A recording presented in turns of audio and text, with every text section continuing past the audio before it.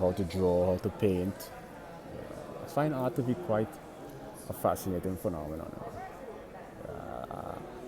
And it's metaphorically and analogically intriguing because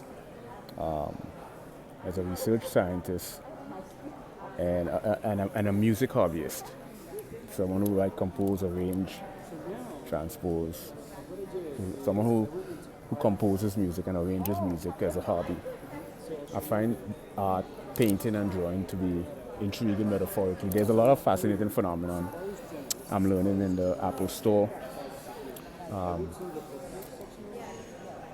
class on how to draw, how to paint, in terms of brightness, shades, colors, codes, color coding, tints, contrast. It's a fascinating phenomenon metaphorically.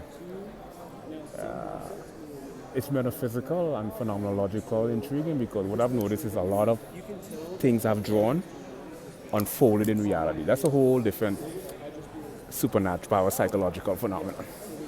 Yeah. But speaking from a creative perspective, softness determines the distance of the art. Basically, art is done on a two-dimensional.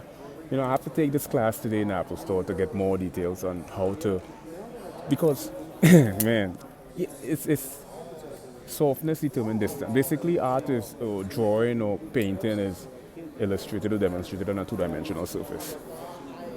But it's given under the illusion of a three-dimensional perspective, and the three-dimensional perspective is really contingent and conducive on, I call it geometric perpendicular angles. Art is really philosophically, the fundamental nature of art is really contingent and conducive to two philosophical phenomena: perspective and proportion. Perspective, from a subjective and an objective standpoint, is the ability to see the angle at which the image is illustrated or depicted, and proportion is understood